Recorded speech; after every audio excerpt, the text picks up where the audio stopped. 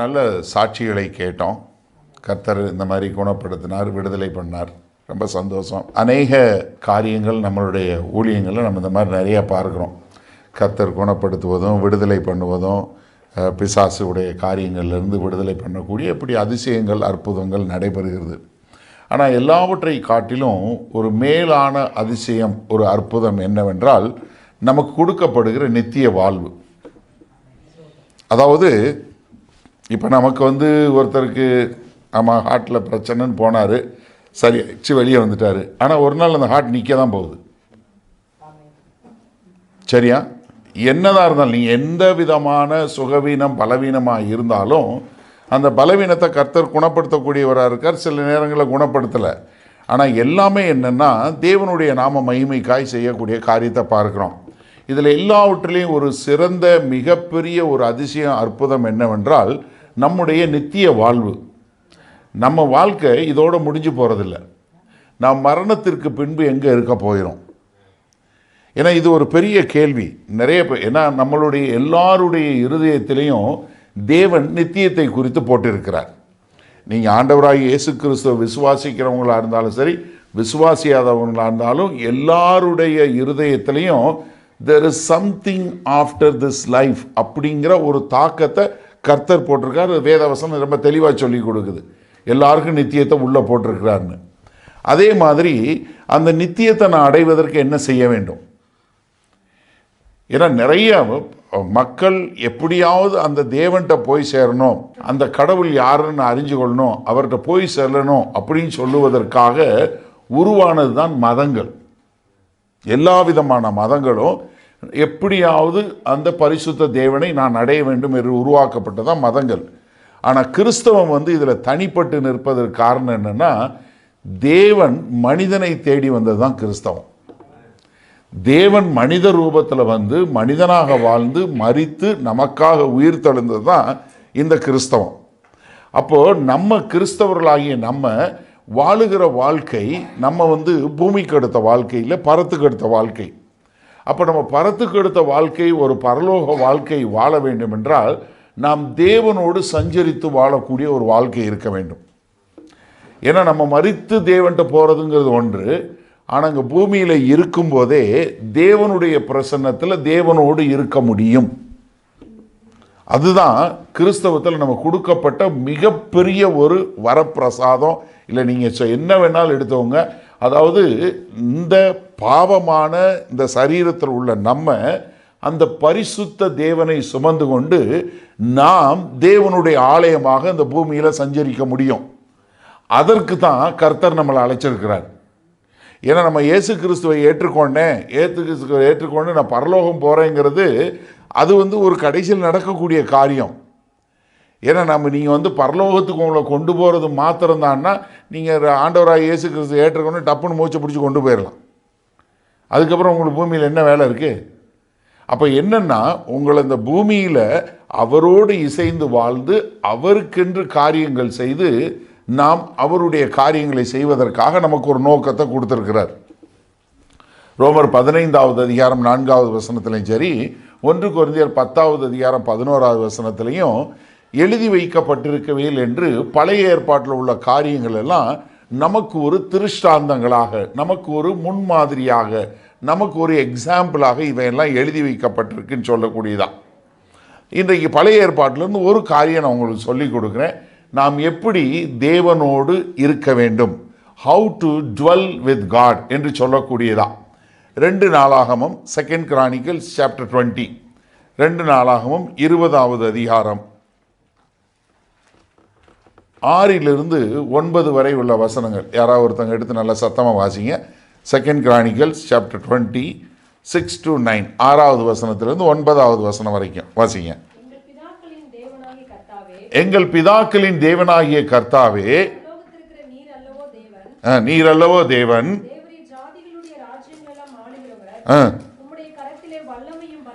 உம்முடைய கரத்திலே வல்லமையும் பராக்கிரமும் இருக்கிறது, ஒருவரும் உம்மோடு எதிர்த்து நிற்கக்கூடாது. நல்ல கவனிங்க, உம்முடைய ஜனமாகிய இஸ்ரவேலுக்கு முன்பாக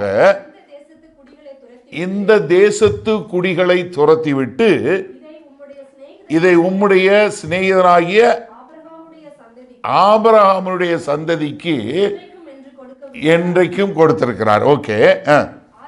ஆதலால் அவர்கள் நல்ல கவனிங்க, இங்கே குடியிருந்து தேவன் கொடுத்த இந்த தேசத்திலே குடியிருந்து ஒரு பரிசுத்த ஸ்தலத்தை கட்டினார்கள். நியாய தண்டனை, கொள்ளை நோய் முதலான தீமைகள் வந்தால் அப்பொழுது உம்முடைய நாமம் இந்த ஆலயத்தில் விளங்குகிறபடியால் நாங்கள் இந்த ஆலயத்திலும் உமது சந்நிதியிலும் எங்கள் இடுக்கணில் உம்மை நோக்கி கூப்பிடுகையில் தேவரீர் கேட்டு ரட்சிப்பீர். அதாவது ரொம்ப அருமையான ஒரு காரியம். யோசேபாத் என்று சொல்லக்கூடிய ராஜா இங்கு ஆண்டு கொண்டிருக்கிறார். இவருக்கு எதிராக 3 ராஜாக்கள் சேர்ந்து வராங்க. நீங்கள் இந்த மொத்த அதிகாரம் பிற வீட்டில் போய் வாசிச்சு பாருங்க. 3 ராஜாக்கள், ஒரு திரளான ஒரு பெரிய படை வருகிறது இவருக்கு எதிராக. இப்போ வந்த உடனே இவருக்கு ஒரு பெரிய என்ன கஷ்டம், மன கஷ்டம். என்ன ஆண்டவரே, நாங்கள் இந்த 2 மக்களை, அம்மோனியர்களையும் இவர்களையும் நாங்கள் விட்டுட்டு வந்தோம். அவர்களை உயிரோடு விட்டுட்டு வந்ததுக்கு அவங்க இன்னைக்கு செய்கிற காரியம் என்ன? மீதி போரோட சேர்ந்து எங்களுக்கு எதிராக வர்றாங்க. அதனால் ஆண்டவரே நாங்கள் உங்ககிட்ட வர்றோன்னு சொல்லும்போது அப்போ அங்கே யோசேபாத் ஜெபம் பண்ணக்கூடிய ஒரு ஜெபம் தான். 6வது வசனத்தில் 7வது வசனத்தில் என்ன சொல்கிறாரு? ஆண்டவரே நீங்கள் வாக்கு கொடுத்துருக்கீங்க. என்ன? ஆபிரகாமுக்கும் அவருடைய சந்ததிக்கும் இந்த தேசத்தை அவங்களுக்கு வாக்கு கொடுத்துருக்கீங்க. அதாவது ஆதியாகமம் 12வது அதிகாரத்தில் ஆபிரகாமு கர்த்தர் அழைக்கிறார். அழைச்சி சொல்கிறார், இந்தா நீ வா, நீ போகிற, நான் ஒரு தேசத்துக்கு கூட்டு போகிறேன், நான் உனக்கு தேசத்தை கொடுக்குறேன். நீ பூமி எங்கும் நீ ஆசீர்வாதமாக இருப்ப. உன்னை யார் ஆசீர்வதிக்கிறாங்களோ அவங்க ஆசீர்வாதமாக இருப்பாங்க. 15வது அதிகாரத்தில் அவங்களோட ஆபிரகாமோட உடன்படிக்கை பண்ணுறார். 18வது அதிகாரத்தில் அதை வாக்குத்தத்தமாக மாற்றி உன் மூலமாக இந்த உலகம் முழுவதும் ஆசீர்வதிக்கப்படும் சொல்கிறார். இப்போ அவங்களுக்கு கொடுத்த தேசம் இந்த தேசம். இந்த தேசத்தில் இருக்கிற எல்லா எதிரிகளையும் துரத்தி விட்டு உங்களுக்கு இந்த தேசத்தை கொடுத்துருக்கேன். சரியா? இது பழைய ஏற்பாட்டில் மாம்ச பிரகாரமான ஒரு ஆசீர்வாதம். பழைய ஏற்பாடு முழுவதும் நீங்கள் கர்த்தருக்கு கீழ்ப்படிச்சிங்கன்னா உங்களுக்கு ஆசீர்வாதம், கர்த்தருக்கு கீழ்ப்படியில்லைன்னா உனக்கு சாபம். இது எங்கே? பூமியோட முடிஞ்சு போச்சு, வேற எதுவுமே கிடையாது. நீங்கள் நன்றாக நம்ம வேத வசனம் வாசிக்கும் போது ரொம்ப தெளிவாக புரிந்து கொள்ளணும். பழைய ஏற்பாட்டில் பார்க்கும்போது அவர்களுக்கு சொல்லப்பட்ட வாக்கு தத்தங்கள் என்ன? நீ கீழ்ப்படினா உனக்கு இங்கே ஆசீர்வாதம், கீழ்ப்படி இல்லையா உனக்கு தண்டனை. அது இந்த பூமியில் முடிஞ்சு போச்சு. ஆனால் புதிய உடன்படிக்கையில் வரும்போது நமக்கு அது இல்லை. புதிய உடன்படிக்கையில் வரும்போது நமக்கு ஆசீர்வாதங்கள் என்னன்னா ஆவிக்குரிய ஆசீர்வாதங்கள். என்ன? நீங்கள் கர்த்தராகிய இயேசு கிறிஸ்துவை ஏற்றுக்கொண்ட போது உங்களுக்கு என்ன கொடுக்கப்படுகிறது? நித்திய வாழ்வு கொடுக்கப்படுகிறது. ஏன்னா யோவான் 17வது அதிகாரம் 3வது வசனம் என்ன சொல்லுது? ஒன்றான மெய் தேவனையும் அவருடைய குமாரனாகிய கிறிஸ்துவை விசுவாசிப்பதே நித்திய ஜீவன், அவரை அறிவதே நித்திய ஜீவன். அப்போ நீங்கள் என்ன? கர்த்தராகிய இயேசு கிறிஸ்துவை விசுவாசித்து ஏற்றுக்கொள்ளும் போது உங்களுக்கு என்ன உண்டாகிறது? நித்திய ஜீவன் உண்டாகிறது. இங்கே அவங்களுக்கு இடம், இங்கே உங்களுக்கு நித்திய வாழ்வு. ரெண்டுக்கும் பெரிய வித்தியாசம். இங்கே பூமிக்கு எடுத்த காரியம், இங்கே ஆவிக்குரிய பெரிய ஆசீர்வாதம். இப்போ அவங்க என்ன சொல்கிறாரு? நீங்கள் இந்த கொடுத்த இந்த தேசத்தில் நாங்கள் குடியிருந்து, we will dwell in it. எது? நாங்கள் இங்கே குடியிருக்கக்கூடியதா. கர்த்தர் கொடுத்த ஆசீர்வாதமான இந்த தேசத்தில் நாங்கள் குடியிருப்போம். 2 காரியம் இருக்கு, குடியிருக்கணும், கட்டுறது. நான் இன்னைக்கு ஒரு காரியம் மட்டும் அதில் இருந்து சொல்கிறேன். ஏன்னா முதல்ல அந்த தேசத்தில் நாங்கள் குடியிருந்து அங்கே என்ன பண்ண போகிறோம்? உண்மை குறித்து உங்ககிட்ட நாங்கள் சேவிக்க போகிறோம், உம்மை ஆராதிக்க போகிறோம். அது மாத்திரமல்ல, எங்களுக்கு எப்பெல்லாம் பாடுகள், இடுக்கண்கள், பஞ்சம், கொள்ளை நோய் இப்படிப்பட்ட காரியமெல்லாம் வருதோ அப்போ நாங்கள் உங்ககிட்ட முறையிட போகிறோம். நீங்கள் கேட்டு எங்களை ரட்சிக்க போகிறீங்க. அப்போ என்ன, நாங்கள் உங்களோட குடியிருக்க போகிறோம். பழைய உடன்படிக்கையில் கர்த்தருடைய பிரசனம் உடன்படிக்கை பெட்டியாக இருந்தது. அங்கே ஒரு ஆசரிப்பு கூட இருந்தது. அந்த ஆசரிப்பு கூட, அதனால தான் அங்கே என்ன சொல்கிறாங்க, we will build a temple, we will build a sanctuary என்று சொல்லக்கூடியதான். அப்போ நாங்கள் இந்த தேசத்தில் குடியிருக்க போகிறோம். யாரு கூட? தேவனாகிய கர்த்தரோட குடியிருக்க போகிறோம். இப்போ ஒரு நிமிஷம் நம்ம நினைக்குவாங்க, நீங்கள் கர்த்தராகிய இயேசு கிறிஸ்துவை ஏற்றுக்கொண்ட போது உங்களுக்கு நித்திய ஜீவன் கொடுக்கப்படுகிறது. அந்த நித்திய ஜீவன் கொடுக்கப்படும் போது உங்களுக்கு என்ன கொடுக்கப்படுகிறது? பரிசுத்த ஆவியானவர் உங்களுக்கு கொடுக்கப்படுகிறார். என்ன பரிசுத்த ஆவியானவர்? யோவான் 14வது அதிகாரத்தில் 16வது வசனம் சொல்லும், என்ன சொல்றாரு? அவர் உங்களுக்குள் என்றென்றும் தங்கி இருக்கக்கூடிய பரிசுத்த ஆவியானவர். அவர் விசிட்டிங் ப்ரொஃபஸர் இல்லை. இப்போ இஸ்ரவேல் தேச மக்கள் அங்க குடி இருக்கக்கூடிய ஒரு காரியம். நீங்களும் நானும் கர்த்தராகிய இயேசு கிறிஸ்துவை ஏற்றுக்கொண்ட போது நம்ம தேவனோடு இருக்கக்கூடிய, தேவனோடு சஞ்சரிக்கக்கூடிய ஒரு மிகப்பெரிய பாக்கியம் நமக்கு உண்டாகிறது. நீங்க சொல்லுங்க, நமக்கு என்ன பாக்கியம் உண்டாகுது, என்னத்த பாக்கியம் அப்படிங்கிற மாதிரி பார்க்குறீங்க. அதாவது நமக்கு ஒரு பெரிய ஒரு காரியம் என்னன்னா, நம்ம இதை உணர்ந்தவர்களாய் வாழ்வதில்லை. இப்போ இங்க வந்திருக்கீங்க,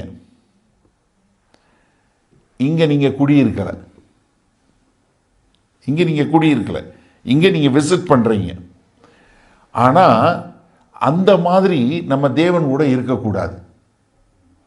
நம்ம தேவனோடு எப்போதும் இருக்கக்கூடிய மக்களாக இருக்கிறோம்.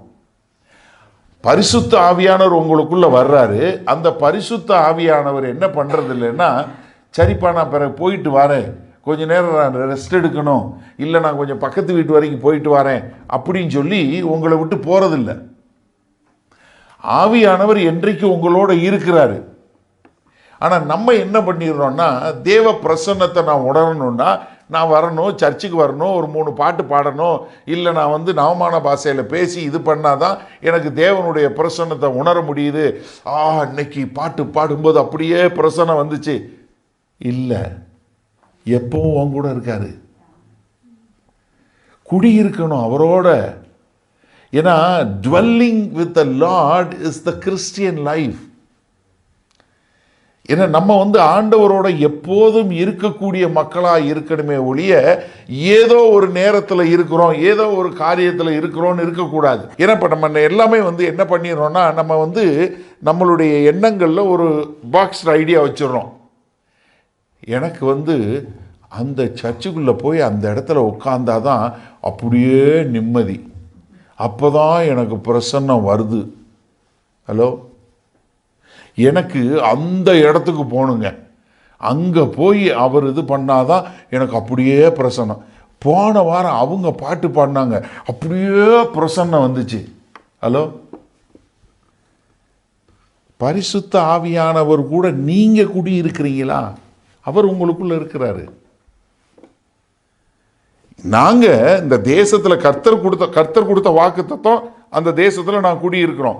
நமக்கு இயேசு கிறிஸ்து கொடுத்த வாக்குத்தத்தம், நான் உங்களை திக்கற்றவர்களாய் விடேன், நான் உங்களோட இருப்பேன், நான் சதா காலம் இருப்பேன், உலக முடிவு பரியந்தமும் இதோ நான் உங்களுடனே கூட இருக்கிறேன். அவர் கொடுத்திருக்காரு வாக்குத்தத்தம்.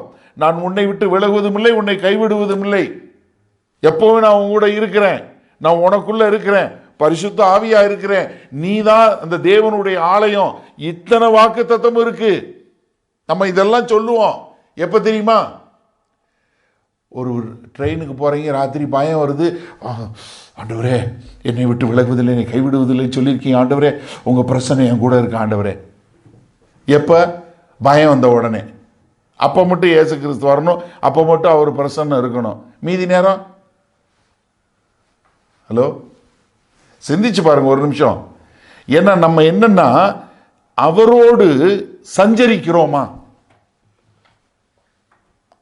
அவரோடு இயேசு கிறிஸ்துவோடு நாம் சஞ்சரிக்கிறோமா? ஏன்னா கர்த்தர் நம்ம அதை தான் விரும்புகிறாரு. இப்போ பெரிய பிரச்சனை வரும்போது யோசேபாத் ஜெபம் பண்ணுறாரு. யோசேபாத் ஜெபம் பண்ணிட்டு சொல்கிறாரு, ஆண்டவரே இந்த தேசத்தில் நாங்கள் குடியிருக்கிறோம். இப்போ நமக்கு நம்ம எப்பொழுதுமே தேவனுடைய பிரசன்னத்தில் நம்ம குடியிருக்கக்கூடிய ஒரு பெரிய வாய்ப்பு கொடுத்துருக்கிறாரு. அவர் நமக்குள்ள இருக்கிறாரு. நீங்கள் தான் அந்த தேவனுடைய ஆலயம். பவுல் ரொம்ப அழகாக சொல்கிறார். 1 கொரிந்தியர் 3:17-18, 1 கொரிந்தியர் 6:19 சொல்லும்போது சொல்கிறாரு, don't you know you are the temple of the Holy Spirit? உனக்கு தெரியலையா கேட்கிறாரு. உனக்கு புரியலையா? நீ தான் இந்த தேவனுடைய ஆலயம் என்று புரியலையா? அப்ப என்னன்னா, நான் தேவனோடு சஞ்சரிக்க அழைக்கப்பட்டிருக்கிறேன். தேவன் எனக்குள்ள இருக்கிறார். அந்த உணர்வு நம்ம ஒவ்வொருத்தரும் அந்த உணர்வோடு வாழக்கூடிய மக்களா இருக்கணும்.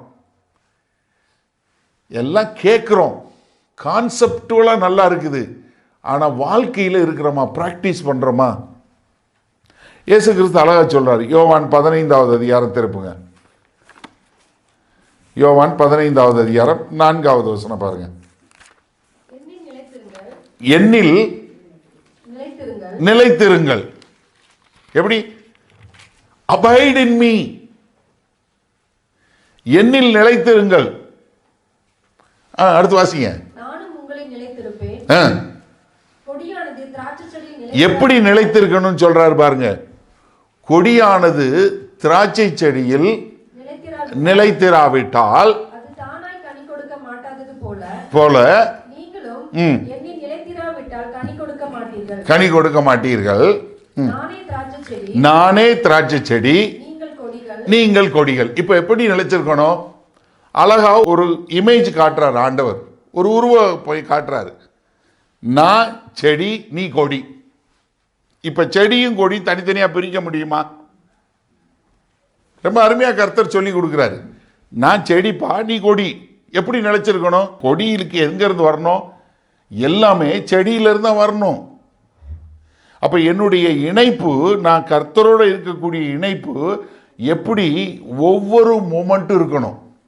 எல்லா நேரத்திலையும் நான் கர்த்தரோடு இணைக்கப்பட்டவனாய் கர்த்தரோடு ஒன்றாக இருக்கக்கூடியதா ஆண்டவர் ரொம்ப தெளிவா சொல்றாரு. நான் திராட்சை செடி, நீ கொடி. அப்போ கொடி எப்படி இணைக்கப்பட்டிருக்கு? ரொம்ப சிம்பிள், ஒன்றும் இல்லை. நம்ம எல்லாருமே வீட்டில், எல்லார் வீட்லேயும் ரோஸ் கார்டன் இருக்குது. அட்லீஸ்ட் ஒரு செடியாவது இருக்குது. நீங்கள் என்ன பண்ணுறீங்க? ஒரு செடி அதை வெட்டி விட்டுட்டிங்கன்னா என்ன ஆகும்? பூ இருக்கும், பூத்த பூ இருக்கும். ஆனால் என்ன ஆகும்? ஒரு 2 நாள் 3 நாளுக்கு அப்புறம் அப்படி கொஞ்சம் கொஞ்சமாக பட்டு பட்டு பட்டு ஒன்றும் இல்லாமல் போயிடும், இதாக போயிடும். ஆனால் என்னென்னா, இந்த கொடி எவ்வளவு காலத்துக்கு அந்த செடியில் இருக்குதோ அவ்வளவுக்கு அவ்வளவுதான் அந்த கொடி படரும், கொடி பூக்கும், காய்க்கும், எல்லாம் செய்யும், ஜீவனோட இருக்கும். இப்போ நம்ம எத்தனை பேர் அந்த மாதிரி கர்த்தரோட நான் எப்போதும் இணைக்கப்பட்டிருக்கிறேன்? என்னுடைய நான் கொடி, அந்த செடியில் நான் இணைக்கப்பட்டிருக்கிறேன். ஏன்னா அந்த ஒரு அவேர்னஸோட ஒவ்வொரு நேரமும் நான் அப்படிப்பட்ட வாழ்க்கை வாழ்கிறேன்னா, நான் கர்த்தரோட இணைக்கப்பட்டிருக்கேன், கர்த்தருக்குள்ள இருக்கிறேன், கர்த்தர் எனக்குள்ள இருக்கிறாரு என்னுடைய ஜீவிய காலமெல்லாம். அப்போ என்னன்னா, நம்ம கர்த்தரோட எப்போதும் இணைக்கப்பட்ட பட்களாக, இணைக்கக்கூடிய பட்களாக இருக்கிறது தான் கர்த்தர் விரும்புகிறார். அப்போ அவர் என்ன சொல்கிறாரு?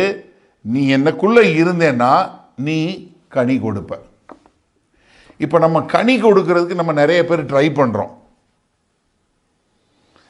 நம்ம கனி கொடுக்க நம்ம ட்ரையே பண்ண தேவையில்லை. எந்த கொடியாவது அப்பா நான் எப்படியாவது காய்க்கணும், நான் எப்படியாவது பூக்கணும்னு சொல்லி எந்த மரமாவது கஷ்டப்படுது? சொல்லுங்க. போட்டு ஐயோ எனக்கு ஆப்பிள் கொடுத்தே ஆகணும், நான் ஆப்பிள் செடி, அதனால வேற வழியே இல்லை, இந்த பாரு பிடுங்கி திங்க போகிறான் அப்படின்னு சொல்லி எந்த மரமாவது உட்காந்து அழுகுதா? யோசிச்சு பாருங்க. தானா வருது, அது இயற்கை. அப்போ என்னன்னா, எந்த அளவுக்கு நீங்கள் கர்த்தருக்குள்ள இணைப்பில் இருக்கீங்களோ அந்த அளவுக்கு தான் நீங்கள் கனி கொடுக்குறவங்களா இருப்பீங்க. நீங்கள் கனி கொடுக்கலன்னா நீங்கள் உங்களை செக் பண்ணக்கூடாது, உங்கள் இணைப்பு எப்படி இருக்குன்னு பார்க்கணும். நீங்கள் கர்த்தரோடு இருக்கிறீங்களா? கர்த்தர் உங்களுக்குள்ள இருக்கிறாரா? நீங்க ரெண்டு ஏன்னா முதல்ல 4வது வசனம் மறுபடியும் வாசிங்களேன். என்னில் நிலைத்திருங்கள், நானும் உங்களில் நிலைத்திருப்பேன். நீ முதல்ல you abide in me and I will abide with you. நீ என்னோட குடியிரு, நான் உன்னோட குடியிருப்பேன். ரெண்டு பேரும் குடியிருக்கிறது தான். ஆனா என்னன்னா ரெண்டு பேரும் குடியிருக்கக்கூடியது எப்படி? ஒரு சஞ்சரிக்கக்கூடிய ஒரு காரியமா இருக்கணும். ஆனா இங்க நம்ம என்ன பண்ணிடுறோம்னா கிறிஸ்தவத்தில் நம்ம அதை வந்து பிரிச்சிடுறோம். எப்படி? என் ஆவிக்குரிய வாழ்க்கை வேற, மாம்ச பிரகாரமான வாழ்க்கை வேறன்னு கிடையவே கிடையாது. 24/7 365 days you are a Christian. அவ்வளோதான். நீங்கள் எங்கே இருந்தாலும் கிறிஸ்தவன் தான். சர்ச்சுக்குள்ளே இருந்தாலும் சரி, வேலைக்கு போனாலும் சரி, எங்கே போனாலும் கிறிஸ்து உங்களுக்குள்ளே தான் இருக்கார், பரிசுத்த ஆவியானவர் உங்களுக்குள்ளே தான் இருக்கார். இதில் எந்த மாறுபாடான கருத்தும் கிடையாது. அப்போ நான் கிறிஸ்துவுக்குள்ளே இருக்க என்ன ஆகுது? நான் எப்பொழுதுமே கனி கொடுக்கக்கூடியவனாக இருப்பேன். நான் எப்பொழுதுமே அவர் கூட தொடர்பில் இருக்கக்கூடியவனாக இருப்பேன். என்னுடைய ஜீவன் எங்கேருந்து வருது? கொடிக்கு எங்கேருந்து வருது? செடியிலேருந்து தான் வருது. எனக்கு தண்ணி வேணுமா? எங்கேருந்து வருது? எனக்கு சாப்பாடு வேணுமா? எனக்கு நியூட்ரியன்ஸ் வேணுமா? எது வேணாலும் எங்கேருந்து வருது? எனக்கு செடியிலேருந்து தான் வருது. நான் கொடி தான். நான் ஒன்றும் செய்ய போகிறதில்ல. உள்ளுக்குள்ளே போய் மண்ணுக்குள்ளேருந்து சக்தி எடுத்து எனக்கு என்ன வேணுமோ அதை கொடுக்கக்கூடியது செடி. எனக்கு என்ன வேணுமோ, என்னுடைய தேவைகள் என்னவோ அதெல்லாம் கொடுக்கக்கூடியது கிறிஸ்து. நன்றாக தெரிஞ்சு கொள்ளுங்க. நான் என்னுடைய தேவையை தேட தேவையில்லை. நான் கர்த்தரை தேடினா கர்த்தர் எனக்கு தேவையான எல்லாத்தையும் கொடுப்பார். நீங்க இப்ப ஏதாவது ஒரு பிரச்சனை யோசிங்க. ஏதாவது ஒரு செடியில வந்து ஒரு மரத்தில் வந்து ஒரு செடியில் ஒரு பிரச்சனை வருது. ஒரு இலையில வந்து நாங்கள் எங்கள் வீட்டில் வந்து பேர்ஸ் வச்சோம். அது பார்த்தீங்கன்னா ஒரு சைடு இலை பூரா பயங்கரமாக சீக்கு வந்துருச்சு. இப்போ நான் என்ன செய்ய முடியாது? இலையை ட்ரீட் பண்ண முடியாது. ஹலோ, இலையை ட்ரீட் பண்ண முடியாது. இலையை நான் இலைக்கு வந்து மருந்து அடித்து இல்லை இலையை தொடச்சி வச்சு தண்ணி வச்சு தொடச்சி அதை அப்படியே போட்டு இது பண்ணால் அதனால் இதாக ஆகுமா? ஒரு பிரயோஜனம் கிடையாது. அப்போ என்ன அர்த்தம்? ரூட்டில் பிரச்சனை. அப்போ என்ன? எனக்கு என் வாழ்க்கையில் என்னுடைய வாழ்வியல் முறையில் ஏதாவது பிரச்சனைனா நான் என்ன செக் பண்ணணும்? நான் அவருக்குள்ளே நிலைச்சிருக்கிறேனா? அவர் எனக்குள்ளே நிலைச்சிருக்கிறாரா? Abide in me, I abide in you. நீ என்னில் நிலைத்திரு, நான் உன்னில் நிலைத்திருக்கிறேன். அப்போ என்னன்னா நம்மளுடைய இது இங்கே வந்து என்ன? அவரோடு சஞ்சரிக்கக்கூடிய ஒரு காரியத்தை அழைச்சிருக்கிறாரு. அப்போ நீ என்னில் நிலைத்திருக்கும் போது என்ன? நீ கனி கொடுக்கக்கூடியவனா இருப்ப. இதில் அதிலே 6வது வசனம் வாருங்க. ஒருவன் என்னில் நிலைத்திராவிட்டால் இப்போ உலர்ந்து போயிட்டீங்கன்னா என்ன அர்த்தம்? கனெக்ஷன் கட் ஆயிருச்சுன்னு அர்த்தம். நம்ம கனெக்ஷனை கட் பண்ணிட்டோம்னு அர்த்தம். ஏன்னா இப்போ கர்த்தர் சொல்றத கேட்காத அளவுக்கு நம்ம எங்கேயோ போயிட்டே இருக்கோம்னு அர்த்தம். உங்களுக்கு கர்த்தர், இப்போ நான் கர்த்தரோட இருக்கிறேன், கர்த்தர் எனக்குள்ளே இருக்கிறாரு. இப்போ நான் அவர் சொல்கிறத கேட்டு நான் அதுக்கேற்ற மாதிரி வாழ்ந்தால் கனி கொடுக்கக்கூடியவனாக இருப்பேன். நான் சொல்படி கேட்காதவனாக இருந்தால், இப்போ உங்கள் பிள்ளை இருக்குது, உங்கள் பிள்ளைக்கு ஒரு காரியம் சொல்கிறீங்க, உங்கள் பிள்ளை கேட்டு அது கீழ்ப்படிஞ்சதுன்னா அந்த பிள்ளை நீங்கள் சொல்கிறது கீழ்ப்படிஞ்சுன்னா அந்த பிள்ளைக்கு ஒரு ஆசீர்வாதம். கீழ்ப்படியில்லைன்னா, இல்லை கேட்காமலே இருந்தான்னா, இப்போ என் பையன் வர்றான் வந்து என்கிட்ட கேட்குறான், எனக்கு இது வேணும் அது வேணும்னு கேட்குறான், நான் அவனுக்கு எங்கே இருக்குன்னு சொல்கிறதுக்கு முன்னாடி அவன் அம்பாடு போயிட்டான்னா, இப்போ நம்ம நிறைய பேரோட ஜபம் அப்படி தான் இருக்குது. எல்லாம் என்னென்ன வேணுமோ அதை பூரா வந்து படப்படன்னு சொல்லிட்டு ஆமேன் அப்படின்னு திரும்பி பார்க்காம ஓடிடுறது. முடிஞ்சு போச்சு. டே இருடா, நீ ஜெபிச்சல, நீ இது கேட்டல, இங்கே இருக்குன்னு சொல்லணும், அவர் சொல்லணும்னு நினச்சா நம்ம விடுறதில்ல. போயிட்டு வரான் ஆண்டவர், எனக்கு போதும், எங்களுக்கு வேலை ஜபம் பண்ணுறது மட்டும்தான். ஜபம் இப்படி ஆயிடுச்சு. ஜபம்னா என்ன? மோனாலாக் ஆகிட்டாங்க. எல்லாம் உட்காந்து எல்லாத்தையும் சொல்லு, எல்லாத்தையும் என்னென்ன வேணுமோ எல்லாம் சொல்லு. கர்த்தர் திரும்ப பதில் சொல்கிறாரான்னு கேட்டியா உட்காந்து? அதுக்கெல்லாம் எங்களுக்கு நேரம் இல்லை பிரதர், நாங்கள் பிஸி. இல்லைன்னா ஜபம் எப்படி ஆகி போச்சு? சபை அப்போஸ்தலர் 12வது அதிகாரத்தில் ஜபம் பண்ணாங்கல்ல, அந்த மாதிரி நல்லா ஜபம் பண்ணுவோம் பேதுருவை விடுதலை பண்ணணும்னு. ஆனால் பேதுரு வந்தால் நாங்கள் நம்ப மாட்டோம். நாங்கள் ஜபந்தான் பண்ணுவோம், ஜபத்துக்கு பதில் வரலாம் எதிர்பார்க்க மாட்டோம்.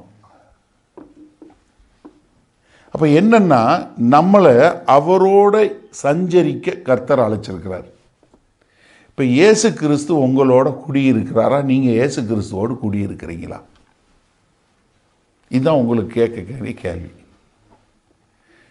கர்த்தர் நமக்கு நித்திய வாழ்வை கொடுத்துட்டாரு. நான் மறுபடியும் சொல்கிறேன், பரலோகம் போகிறத பற்றி மாத்திரம் உட்காந்து யோசிச்சுட்டு இருக்காதீங்க.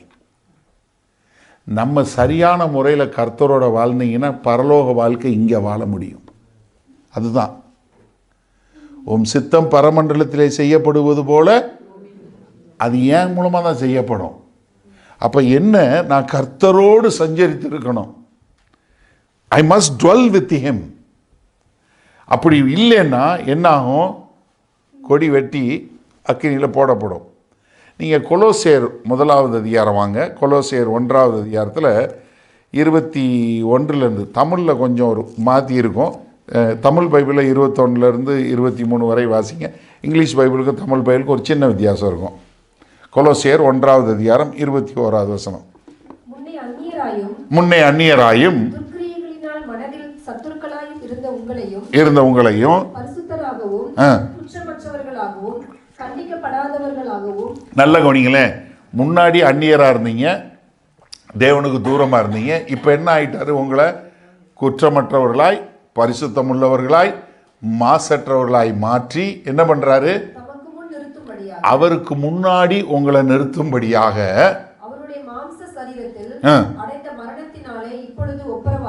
இப்பொழுது ஒப்புரவாக்கினார். நீங்க நல்ல கவனிங்களேன். நீங்கள் கேட்ட சுவிசேஷத்தினால் நம்பிக்கையை விட்டு அசையாமல் ஸ்திரமாயும் உறுதியாயும் இது இங்க நிலைத்திருப்பீர்களான சொல்லுதுல, இதே வார்த்தை தான் அபைடு. Same phrase. அதாவது நீங்க கேட்ட விசுவாசத்துல நீங்க அதிலே குடியிருந்தீர்களானால் இதெல்லாம் நடக்கும்.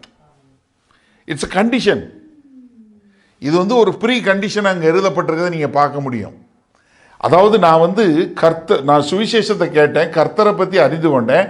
நான் கர்த்தரோடு நிலை நிற்கக்கூடிய மகனாக இருக்கும்போது தான் இது என்னவா இருக்கும்? அவர் முன்னாடி நிற்க தகுதி உள்ளவனா, அவருக்கு பிரியமுள்ளவனா, அவருக்கு கூட ஒப்புரவானவனா நான் இருக்கக்கூடியதா. அப்போ என்ன, நீங்களும் நானும் அழைக்கப்பட்ட அழைப்பு எப்படின்னா, நம்ம கான்சியஸாகவும் சப்கான்சியஸாகவும் எப்போவுமே கர்த்தரோட இணைப்பில் இருக்கணும்.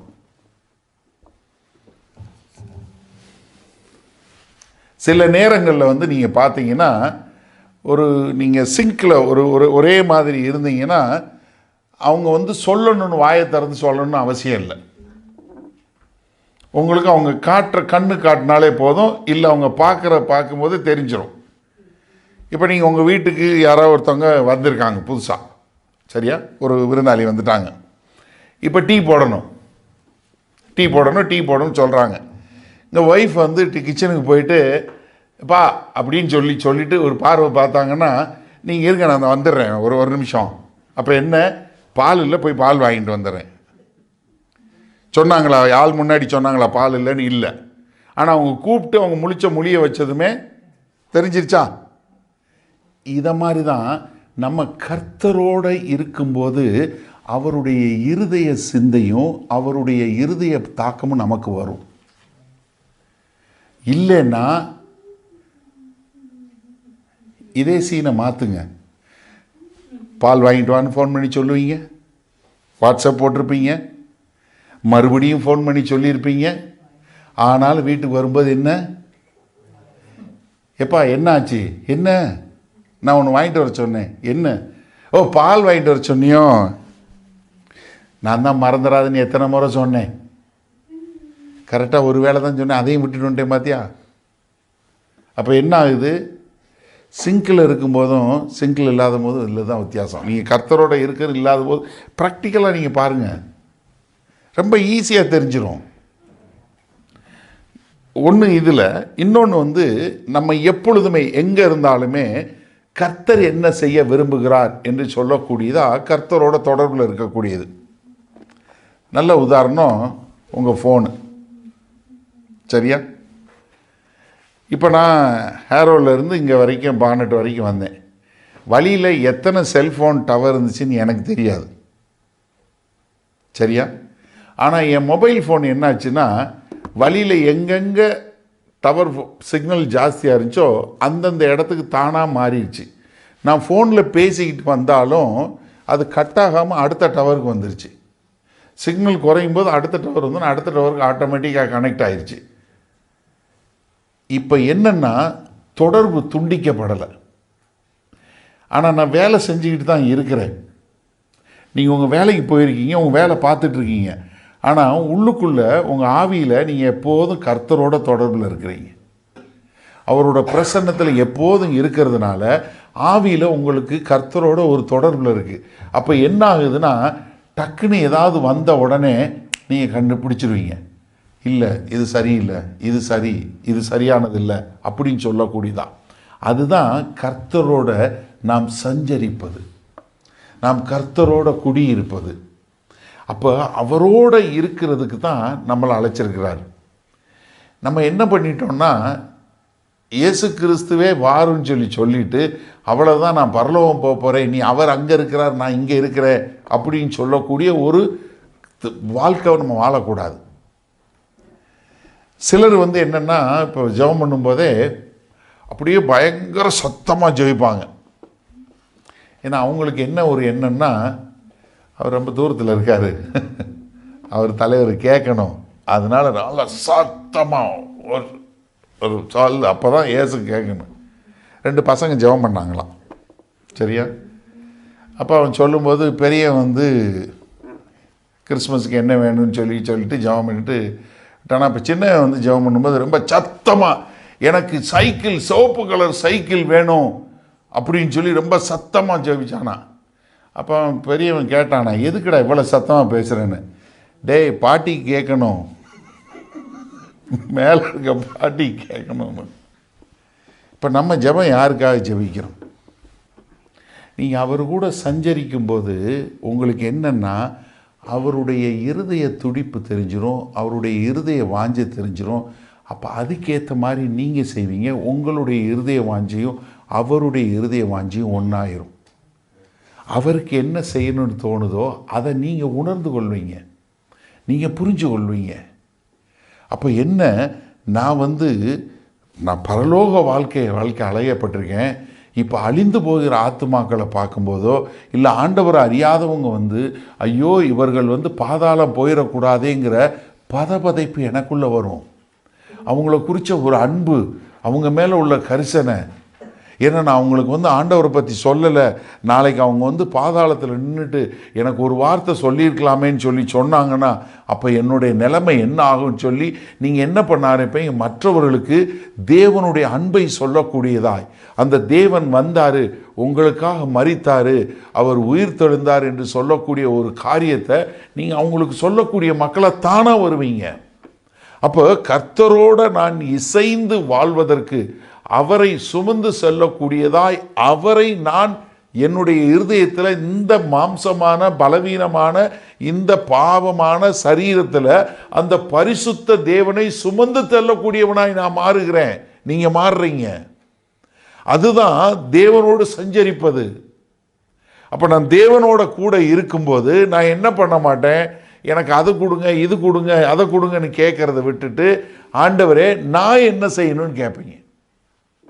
ஜெபம் மாறிடும். அப்போஸ்தலனாகிய பவுல் கர்த்தராகிய இயேசு கிறிஸ்துவ தமஸ்கு ரோட்டில் சந்தித்த உடனே 2 கேள்வி தான் கேட்குறாரு. ஆண்டவரே நீர் யார்? முதல்ல நீங்கள் ஆண்டவர், நீங்கள் யார்? 2வது நான் என்ன நீங்கள் செய்ய சித்தமாக இருக்கிறீங்க? இப்போ ஒரு நிமிஷம் அப்படி ரிவர்ஸ் பண்ணி நம்மளோட ஜெபத்தை பாருங்கள். ஆண்டவரே நீங்கள் யாருன்னு எனக்கு தெரியும், நான் சொல்கிறதெல்லாம் செய்யுங்க.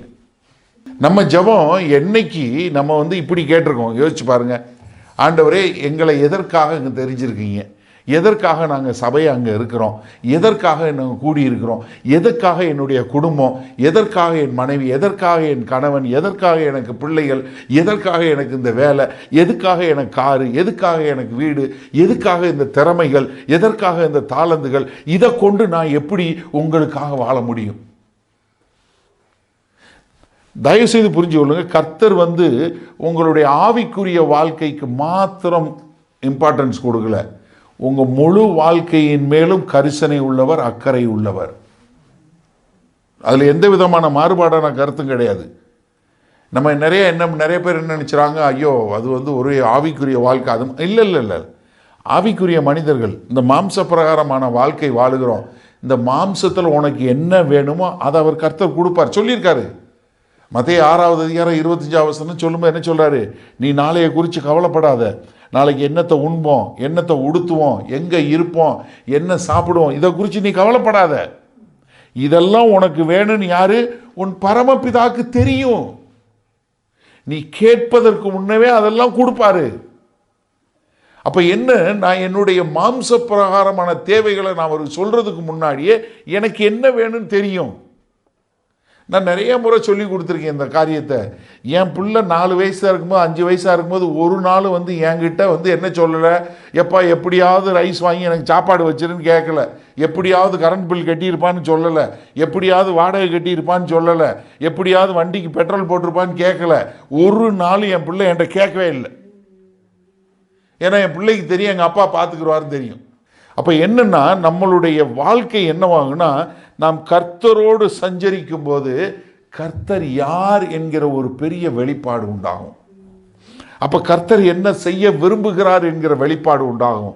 அப்போ என்னுடைய நோக்கம் என்னவா மாறும், ஆண்டவரே நான் என்ன செய்யறதுக்காக எனக்கு தெரிஞ்சு கொண்டிருக்கீங்க, நான் என்ன செய்யணும், அதுக்கு எனக்கு ஞானத்தை கொடுங்க, அதுக்கான கிருபையை கொடுங்க, அதுக்கான தயவை கொடுங்க, நான் என்ன செய்யணும், அதை எப்படி செய்யணும், அதுக்கான நல்ல தெரிந்த ஞானத்தோடு என்னை வழி நடத்துங்கன்னு சொல்லி நம்மளுடைய ஜெபம் மாறும். அப்போ கர்த்தர் நம்மளை வழி நடத்தக்கூடிய தெய்வமாக மாறுவார். அப்போ நீங்கள் தானாக கனி கொடுக்க ஆரம்பிச்சிருவீங்க. நீ என்னில் நிலைத்திரு, அப்போ என்ன பண்ணுவேன், நீ கனி கொடுக்குறவனா வந்துடுவேன். அப்போ நம்ம கனி கொடுக்கறதுக்கு நம்ம முதல்ல என்ன செய்யணும்னா, அவருக்குள்ளே சஞ்சரிக்கிறோமா, அவரோடு இருக்கிறோமா. நான் மறுபடியும் சொல்கிறேன், இயேசு கிறிஸ்து இங்கே மாத்திரம் இல்லை. நீங்கள் வந்து இங்கே சர்ச்சுக்குள்ளே வந்து இங்கே வந்து ஜெபம் பண்ணாதான் ஆண்டவர் கேட்பாருன்னு நினைக்கவே நினைக்காதீங்க. அப்பாடா, அப்போ இனிமேல் நான் சர்ச்சுக்கே வர தேவையில்லையா அப்படின்னு நீங்கள் நினச்சிங்கன்னா அது தவறு. ஏன்னா நம்ம இங்கே எதுக்கு கூடி வர்றோம், ஒருத்தரை உற்சாகப்படுத்த, ஒருத்தரை தாங்க, ஒருத்தருக்கு ஒருத்தர் ஜெபிக்க, ஒருவர் ஆவியில் அனல் மூட்ட, ஒருவருக்கொருவர் சகோதர சகோதரிகள் நம்ம ஒருத்தர் தோளோடு தோள் நின்று நம்ம எல்லாம் சபை கூடி வரக்கூடிய காரியத்தை செய்கிறோம். அதுக்கு தான் வர்றோம். கர்த்தர் எப்போதும் எனக்குள்ளே இருக்கார், உங்களுக்குள்ளே இருக்கிறார். நீங்கள் எங்கே ஜெபம் பண்ணாலும் கேட்பார், எப்படி ஜெபம் பண்ணாலும் கேட்பார், தமிழில் பேசினாலும் கேட்பார், இங்கிலீஷில் பேசினாலும் கேட்பார், எந்த பாஷையில் பேசினாலும் கர்த்தர் கேட்பார். அவருக்கு எல்லா உணர்வுகளும் தெரியும். அப்போ என்னென்னா, இன்றைக்கு ஒரு பிரதான முடிவெடுங்க. ஆண்டவரே, நான் உம்முடைய பிரசன்னத்தை உணர்ந்தவராய், எப்போதும் உம்முடைய பிரசன்னத்தை உணர்ந்து வாழக்கூடிய ஒரு வாழ்க்கை. சபையில் மாத்திரம் இல்லை, நான் எங்கே போனாலும் சரி, வேலைக்கு போனாலும் சரி, வீட்டுக்கு போனாலும், பைபிள் வாசித்தாலும், சாப்பிட்டாலும், படுத்தாலும், எங்கே போனாலும், சங்கீதக்காரன் அழகாக சொல்கிறார் இல்லையா, ஆண்டவரே நான் படுத்தாலும் இருக்கிறேன், நான் பாதாளத்துக்கு போய் படுக்கையை போட்டாலும் இருக்கிறீங்க, நான் வானத்துக்கு போனாலும் இங்கே இருக்கிறேன், உங்கள் பிரசன்னத்தை விட்டு நான் எங்கே ஒளிஞ்சு போக முடியும்னு கேட்குறாரு இல்லையா. நம்ம எங்கேயும் போகவே முடியாது, நம்ம அவருடைய பிரசன்னத்தில் எப்போதும் இருக்கிறோம். அதை உணர்ந்தவர்களாய் வாழும்போது நீங்கள் கனி கொடுக்குறவங்களாக வருவீங்க. அப்போ பரலோக வாழ்க்கை பூமியில் வாழ முடியும். அதற்கு தான் கர்த்தர் நம்மளை அழைச்சிருக்கிறார். அப்போ ஒரு நிமிஷம் நீங்கள் அதை புணர்ந்தவர்களாய், ஆண்டவரே உம்முடைய பிரசன்னத்தில் நான் எப்போதும் இருக்கணும். ஏதோ ஒரு நேரம் மாத்திரம் இல்லை, சதா காலமும் 24 மணி நேரமும் எல்லா நாட்களும் எல்லா நேரத்திலும் நான் உம்மோடு உம்முடைய பிரசன்னத்தில் உம்மோடு இசைந்து வாழ விரும்புகிறேன். இயேசுவோடு நான் வாழுகிற வாழ்க்கை ரொம்ப ஒரு அற்புதமான வாழ்க்கையாக இருக்கும். அது நல்ல கனி கொடுக்குற வாழ்க்கையாக இருக்கும். அது கர்த்தருக்கு ஒரு பிரியமுள்ள வாழ்க்கையாக இருக்கும். அது மற்றவர்களுக்கு ஒரு பிரயோஜனமுள்ள வாழ்க்கையாக இருக்கும். அது நல்ல கனி தருகிற வாழ்க்கையாக இருக்கும். அதற்கு தான் கர்த்தர் அந்த உயரிய அழைப்புக்கு தான் நம்மளை அழைச்சிருக்கிறார். இதில் நீங்கள் இன்னொரு காரியம் தெரிஞ்சு கொள்ளுங்க. அண்ணே, எனக்கு வந்து ஆண்டவரோட பிரசன்னத்தை உணர முடியல, உங்களுக்கு எந்த பாவம் இருந்தாலும் சரி, கர்த்தர்கிட்ட சொல்லுங்கள், ஆண்டவரே என்னுடைய பாவங்களை மன்னிங்க. 1 யோவான் 1:8-9 ரொம்ப தெளிவாக சொல்லுது. நீங்கள் என்ன பாவம் சொன்னீங்களோ அறிக்கை செய்தீங்கன்னா அந்த பாவத்தை கர்த்தராகிய இயேசு கிறிஸ்துவனுடைய ரத்தம் உங்களை மன்னிக்கும். ஒரு நிமிஷத்தில் நீங்கள் கர்த்தரோடு மறுபடியும் தொடர்புக்குள்ளே வந்துடுவீங்க. அந்த பிரசன்னத்தை உணர்ந்தவர்களாய் தேவன் எப்போதும் எனக்குள்ளே இருக்கிறார், நான் அவருக்குள்ளே இருக்கிறேன்னு சொல்லி உணர்ந்தவர்களாய் ஒரு வாழ்க்கை வாழ முடியும். நம்ம எல்லாரும் தவறுகிற மக்கள் தான். ஆனால் அடுத்த செகண்டே ஆண்டவர்கிட்ட போய், ஆண்டவரை என்னை மன்னிங்க, நான் உம்மோடு வாழ விரும்புகிறேன்னு சொல்லும்போது உங்களுடைய பாவங்களை மன்னித்து உங்களை சுத்திகரித்து அவர் தன்னோடு சேர்த்து கொள்வார். வல்ல பிதாவே, இந்த அருமையான நல்ல மாலை வேலைக்காய் நன்றியோடு துதிக்கிறோம். ஆண்டவரே, இந்த அருமையான சகோதர சகோதரிகளுக்காய் நான் ஜெபிக்கிறேன். ஆண்டவரே, இதோ அவர்கள் எப்போதும் உம்மோடு இசைந்து வாழுகிறவர்களாய், உம்முடைய பிரசன்னத்தில் வாழுகிறவர்களாய், ஆண்டவரே, பரலோகத்தில் நாங்கள் உங்கள் பிரசன்னத்தில் இருக்க போகும்போது மாத்திரம் இல்லை ஆண்டவரே, இந்த பூமியில் இங்கே இருக்கும்போதும் நாங்கள் உங்களுடைய பிரசன்னத்தில் உம்மோடு இருக்க முடியும். எங்களுக்கு கொடுக்கப்பட்ட இந்த உன்னதமான பாக்கியத்திற்காய் கொடான கோடி நன்றி தகப்பனே. ஆமாண்டவரே, நாங்கள் உம்முடைய பிரசன்னத்தில் இருப்பதற்கு எங்களுக்கு எடுத்த மகா பெரிய ஸ்லாக்கியம். நாங்கள் முன்னாடி அந்நியர்களும் பரதேசிகளும் தூரமானவர்களாய் இருந்தோம். இதோ கர்த்தராகி இயேசு கிறிஸ்து எங்களை பக்கமாய் கொண்டு வந்து எங்கள் பாவங்களை எல்லாம் மன்னித்து உம்மோடு இசைந்து வாழக்கூடியதாய் ஒரு ஒப்புரவாக்குதலை உண்டாக்கி எங்களுக்கு ஒப்புரவாக்குதலின் ஊழியத்தை கொடுத்துருக்கீங்க. இதோ இங்கே இருக்கிற ஒவ்வொரு அருமையான சகோதர சகோதரிகளும் ஆண்டவரே, உம்முடைய பிரசன்னத்தை உணர்ந்தவர்களாய் அங்கு எங்கு சென்றாலும் அவர்கள் உம்முடைய பிரசன்னத்தை சுமந்து செல்கிறார்கள் என்ற எண்ணத்தோடு செல்ல உம்முடைய கிருபை இவர்களோடு இருக்கட்டும். ஆண்டவரே, இனி இவர்களுடைய ஜெபம் மாறப்படட்டும், இவங்களுடைய வாழ்க்கை மாறட்டும். நான் தேவ பிரசன்னத்தில் வாழுகிறேன் என்ற எண்ணத்தோடு வாழும்போது அவர்களுக்கு வருகிற அந்த வாழ்க்கை, அவர்களுக்கு இருக்கிற அந்த சமாதானம், தேவ சமாதானம் ஆளுகை செய்யட்டும். ஆசீர்வதிக்கிறோம் மீட்பெரும் இரட்சகருமாகிய இயேசு கிறிஸ்துவின் மூலம் பிதாவே, ஆமென். உங்களில் யாருக்காவது ஜெப தேவைகள் இருக்குமானால் நீங்கள் உங்களுடைய வீடுகளில் உங்கள் கதவை பூட்டி நீங்கள் ஆண்டவரை நோக்கி ஜெபம் பண்ணுங்கள்.